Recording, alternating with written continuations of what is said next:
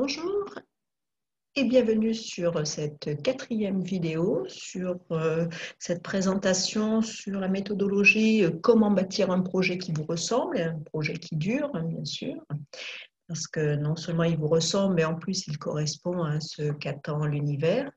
Donc ici nous en sommes au quatrième mouvement. Je vous rappelle qu'il y a 5 mouvements qui regroupent en tout 21 étapes et là donc nous abordons le quatrième mouvement qui est l'étape de création du projet, de sa matérialisation, donc de son apparition dans le monde réel.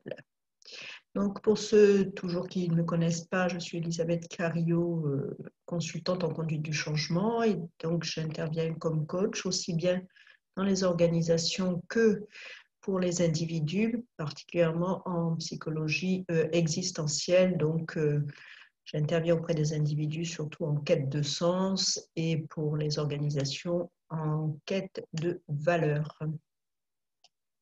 Donc, comme je vous le disais, nous en sommes à la quatrième étape, l'étape de la création du projet pilote, ce qu'on appelle prototyper le nouveau projet pour explorer le futur par l'action.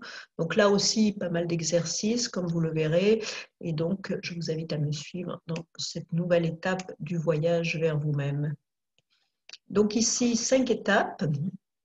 L'étape 14, c'est le pouvoir de l'intention. Étape 15, former des groupes noyaux. L'étape 16, prototyper des microcosmes stratégiques. Étape 17, intégrer la tête, l'esprit, le cœur et le corps. Et enfin, l'étape 18 de ce mouvement, c'est procéder par itération, aller du dedans vers le dehors et inversement, échange entre l'intérieur et l'extérieur. Allons-y pour le détail de ces étapes et les exercices qui vont avec. Étape 14, le pouvoir de l'intention. Donc, connectez-vous au futur qui a besoin de vous et cristallisez la vision et l'intention. Alors, je vous ai résumé ça sur une formule, par une formule mathématique, sur le principe du don, le principe de l'énergie personnelle, c'est grand E, l'énergie personnelle, qui dépend de la différence de ce que je produis en m'engageant sur quelque chose qui m'importe. Donc, 2 éléments. D'abord, l'engagement. Il faut y aller carrément, il faut vraiment avoir une intention forte de s'engager. Pourquoi? Parce que cela me tient à cœur et cela m'importe. Alors, ça peut être pour diverses raisons, puisque tout le monde ne s'intéresse pas aux mêmes choses. Cela dépend fortement de votre personnalité, que j'appelle personnalité primaire, votre être essentiel.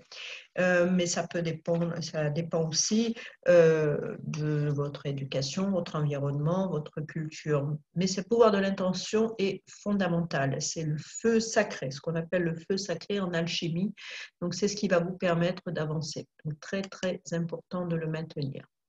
Comment faire pour le maintenir? Premier exercice, première pratique, c'est un exercice de tension créative qui a été élaboré par Peter Senge et Robert Fritz. C'est une méditation à 3 temps et qui d'abord est basée sur la question suivante: qu'est-ce que je veux créer?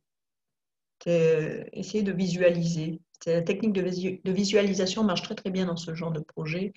Donc, vous reprenez votre cahier qui vous suit depuis le début de ce projet. Donc, qu'est-ce que je veux créer? Intégrez votre souhait à votre réalité actuelle. C'est-à-dire que vous avez votre projet d'un côté, de l'autre côté, vous avez votre réalité telle qu'elle se présente. Donc, brainstormer dessus, essayer comme au théâtre, si vous voulez, de décrire le décor dans lequel ce projet va prendre place. Et ensuite, vous visualisez votre souhait et votre constat en parallèle. Vous juxtaposez votre souhait comme les acteurs d'une pièce dans le décor de la réalité.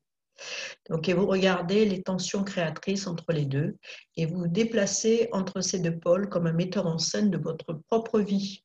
Donc, c'est un exercice, encore une fois, très basé, très axé sur la visualisation.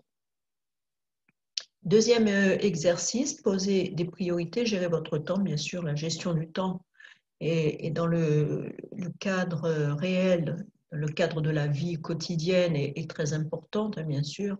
Alors, quel est mon projet dans sa phase la plus achevée, hein, au terme de votre projet? Quel temps faut-il y consacrer, en d'autres termes? Quelles conditions me permettront de me focaliser durablement sur ce projet? Il y a sûrement des choses à éliminer dans votre emploi du temps pour que vous puissiez travailler sur ce projet. Donc, comment créer ces conditions? Comment poser mes priorités de manière à consacrer mon temps à ce qui est essentiel? Il y a des stages de gestion du temps, mais très brièvement, notez vos priorités. Si votre projet a une priorité numéro 1, d'autres priorités ont sûrement besoin d'être modifiées pour passer en priorité non essentielle. Étape 14, toujours la pratique numéro 2. Vous pouvez aussi vous poser des questions quotidiennement, bien sûr, et dès le matin. Vous vous rappelez toujours le cahier le matin, le cahier pour savoir ce qui s'est passé la veille, et vous posez la question: quelles sont les 2 choses les plus importantes pour moi aujourd'hui? Donc, vous voyez, après avoir vu globalement les priorités de façon générale et classer votre projet dans une priorité essentielle ou non, après, au quotidien, comment est-ce que vous allez vous organiser? Et deuxième question, comment vais-je employer au mieux cette journée? Donc, ces questions ont des corollaires à la question clé: que préférons-nous ignorer et qu'acceptons-nous de différer? Encore une fois, gestion du temps classique, qui peut s'appliquer dans beaucoup de domaines. Étape numéro 15, on forme des groupes noyaux. Alors, les groupes noyaux, ce sont des groupes qui sont des groupes dynamiques, qui sont porteurs d'une énergie et qui vont vous aider à mettre en œuvre ce projet. C'est des personnes auxquelles vous êtes particulièrement liés intellectuellement, émotionnellement, avec lesquelles vous avez des atomes crochus, pour parler de façon plus courante. Donc, dans ma vie personnelle et professionnelle, première question: quelles sont les 4 ou 5 personnes avec qui je pourrais changer le monde? Donc, vous voyez, ce sont des personnes auxquelles vous faites une totale confiance, et avec lesquelles vraiment vous êtes en lien animique, je dirais. Qu'ai-je à faire pour me relier effectivement à ces personnes? C'est possible que vous ne les connaissiez pas d'ailleurs encore, hein, mais pour laquelle vous ressentez une attirance suivant la loi de l'attraction, parce que vous pensez que pour votre projet pourrait être intéressant. Quels seront les obstacles à lever pour que ce groupe fonctionne pleinement? Vous vous basez aussi là-dessus, bien sûr, pour identifier ces personnes sur votre intuition. Ça n'a rien de rationnel, mais vous savez que ces personnes peuvent vous aider. Il est possible que votre intuition vous trompe, c'est rare, mais ça arrive, mais n'hésitez pas tout de même à rentrer en contact avec elles. En répondant à ces questions, vous verrez que presque tout le reste de votre stratégie se met en place. Alors là, vous aurez trouvé les bonnes personnes, et vous savez que la troisième clé du succès, après le fait que le projet vous corresponde, le fait qu'il corresponde à ce que l'univers, l'environnement attend de vous, la troisième clé, ce sont les personnes qui composent vos projets, qui vont le faire vivre, qui sont essentielles. Donc l'équipe est essentielle. Étape 16, alors on va prototyper des microcosmes stratégiques comme piste d'atterrissage du futur émergent. Qu'est-ce que ça veut dire en langage clair? Ça veut dire qu'il y a des projets et des sous-projets. Et par sous-projet, tout dépend de l'ampleur de votre projet initial, de votre idée initiale, hein, celle qui était en gestation jusqu'à présent, tout dépend de cette ampleur. Il est possible que vous deviez créer soit des sous-projets, ou alors, et ça c'est le plus souvent, des parties de projets, des sous-sections de projets.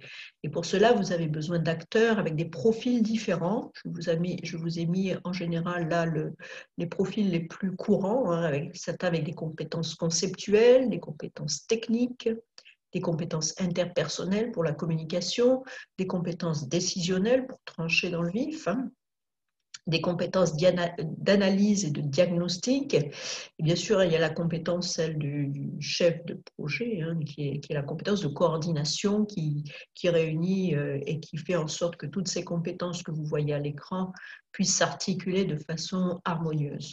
Donc, préparation au niveau des acteurs, au niveau des projets, au niveau de l'infrastructure, toute cette préparation initiale et cette réunion de compétences est essentielle, bien sûr, pour faire avancer votre projet. Créer Toujours dans ce mouvement créé, donc toujours dans cette étape 16, donc comment on crée des microcosmes stratégiques, hein, comment on crée des projets, un projet qui a une valeur ajoutée importante pour l'environnement, pour vous, pour l'environnement, pour les personnes qui vont faire partie du projet. Voilà comment les idées à se poser pour faire évaluer vers un projet pilote, hein, puisqu'on en est aussi à des projets pilotes. L'idée est-elle pertinente et revêt-elle de l'intérêt pour les acteurs concernés? Quand je dis les acteurs, c'est les bénéficiaires, c'est tous les gens qui vont travailler autour de ce projet, de façon proche ou éloignée, hein. Encore une fois, ça peut être les bénéficiaires, vos clients, vos fournisseurs. L'idée est-elle révolutionnaire ou nouvelle? L'idée permet-elle de faire gagner du temps? Est-elle adaptable à une petite échelle ou à une grande échelle? Est-elle juste? Peut-on voir le tout dans le microcosme envisagé? Quelle est sa force relationnelle et est-elle reproductible? Alors, quand je dis microcosme, pensez microcosme comme un lieu d'énergie, un lieu de vie, ce j'ai appelé aussi précédemment un champ social. C'est quelque chose qui va exister au-delà des personnes qui la composent. C'est une mini-société, si vous voulez, une micro-société dans une grande société que compose le monde. Là, on va créer une micro-société, on va faire exister une entité qui s'appelle projet, et qui va être au-delà, encore une fois, des personnes qui le composent, parce qu'elle aura sa vie propre, ses valeurs propres, qui sera un mélange de toutes les valeurs des personnes qui composent ce projet. C'est comme ça qu'il faut entendre le mot microcosme. Vous donnez naissance à quelque chose de vivant, hein. C'est vivant un projet. L'idée est vivante. Étape numéro 16, suite, donc créer l'infrastructure, important, hein, bien sûr, hein, il faut qu'il y ait un lieu, il faut qu'on ait un échéancier, du soutien, de l'expertise, des évaluations régulières, mais là, il y a beaucoup de choses qui existent sur ce sujet. C'est comment mettre en œuvre un projet, mais ça, on est vraiment là, on travaille véritablement dans l'intendance et la structure à mettre en place, l'infrastructure à mettre en place, donc le contenant. On est vraiment au niveau du savoir-faire, hein, mais après le savoir-être, du savoir-faire. Donc, antérieurement, on polarisait, on se concentrait beaucoup sur cette étape, alors que comme vous l'avez vu dans cette présentation, on va surtout se focaliser sur toute la préparation, l'intention, l'intuition, tout ce qui fait le soft, ce qu'on pourrait appeler le soft du projet, et pas le hard comme vous le voyez ici, donc l'infrastructure. Là, on est vraiment à la fin de la mise en place. 17, étape 17, intégrer la tête, le cœur, l'esprit, la main, donc l'action, ne pensez pas, ressentez. Créer une intention de résoudre un problème. Donc toujours cette idée d'intention, d'intuition, de recentrage de votre pensée, de votre énergie sur le fait que vous voulez créer quelque chose. Vous voulez créer ce projet, vous voulez faire exister un rêve. Donc créer de nouveau et maintenez surtout, parce que l'intention, vous l'avez depuis un petit moment, donc il peut y avoir des hauts et des bas. Donc maintenez cette intention pour résoudre un problème, plongez dans le problème quand il y en a un, travaillez avec acharnement, le travail est toujours important, hein. Lâchez prise ensuite, prêtez attention aux idées qui peuvent émerger, s'en saisir, les développer et les intégrer. Vous voyez ici en très résumé la présentation que je vous ai faite jusqu'à présent et ce que je vais faire ensuite avec le 5e mouvement qui est le mouvement intégration. Donc vous voyez, c'est toujours le même processus qui se met en place, l'intention, on plonge dans le problème, on va rechercher le maximum d'informations, on travaille, on modèle toutes ces informations, on les traite, on les analyse, puis après on lâche carrément, on va se balader, hein. On lâche totalement et puis on prête attention aux idées et aux situations aussi qui peuvent émerger. Et là, vous retravaillez sur votre projet, vous vous saisissez de toutes ces informations, vous les développez et vous les intégrez. Alors, il y a un très bon film qui illustre un peu ce processus, c'est La légende de Bagger Vance, qui est un film sur un golfeur qui revient au golf après avoir eu quelques déboires. Et il est avec un coach, et ce coach, qui est un peu son ange gardien d'ailleurs à ce niveau-là dans ce film en tout cas, puisqu'il y a un peu un côté magique dans le film, fait travailler, vous montre comment on travaille sur ces 4 intelligences, hein, l'intelligence cognitive, émotionnelle, corporelle et intuitive, donc existentielle. Donc vous verrez, si vous avez le temps, c'est un très bon film qui montre comment à un moment donné le coach lui dit de lâcher pour ressentir, quoi, que sa main sait ce qu'elle va faire et là où il faut, comment il faut faire. Et donc il devient un champion, bien sûr. Étape 18, procéder par itération. Alors, itération, c'est du dedans au dehors et du dehors au dedans. Donc, c'est cette communication permanente entre l'intérieur et l'extérieur. Donc, créer, adapter et dialoguer en permanence avec l'univers. Alors, quand je prononce le mot univers, c'est l'environnement au sens large. C'est pour vous dire que je ne me polarise pas sur votre environnement proche, mais c'est vraiment avec tout ce qui fait qu'on est entouré, y compris le subconscient, l'inconscient. Quelques conseils pour vous connecter à une perspective plus large. Donc, étape numéro 1, consacrer 3 minutes chaque soir, soit à noter les suggestions que le monde vous a faites durant la journée, en évitant de juger si elles sont bonnes ou mauvaises. C'est un peu ce qu'on avait vu sur l'étape le mouvement numéro 1. Donc, on reboucle avec ces moments de bilan. Hein, chaque jour, qu'est-ce qui s'est passé, quelle émotion j'ai eue, quel conseil, voilà, continuer à maintenir cette attention à ce qui se passe autour de vous et en vous. C'est important pour maintenir un bon niveau d'écoute parce que le projet va évoluer, il faut être toujours à l'écoute de ce qui se passe autour de vous. Étape 2, formuler une ou deux questions phares issues de vos observations et liées-la aux problématiques que vous rencontrez. Donc autant la première fois, c'était pour faire exister un projet, pour le faire apparaître, émerger. Autant là, c'est véritablement la même méthodologie s'applique à la résolution de problèmes, puisque quand vous allez faire ce projet type, hein, quand vous allez le mettre en œuvre, il va y avoir bien entendu quelques problèmes qui vont apparaître et auxquels vous n'avez pas pensé. Il faut toujours appliquer la même approche, observation, écoute pour trouver la solution. Étape numéro 3, donc après avoir pensé à votre problème et savoir les informations qui sont apparues à ce sujet, le lendemain, vous prenez encore 5-10 minutes pour noter les idées qui vous sont venues pendant la nuit. Hein, la nuit, on travaille, le cerveau travaille et se relie au subconscient. Donc, les idées qui vous sont venues, suite eu égard aux questions phares et aux observations de la veille.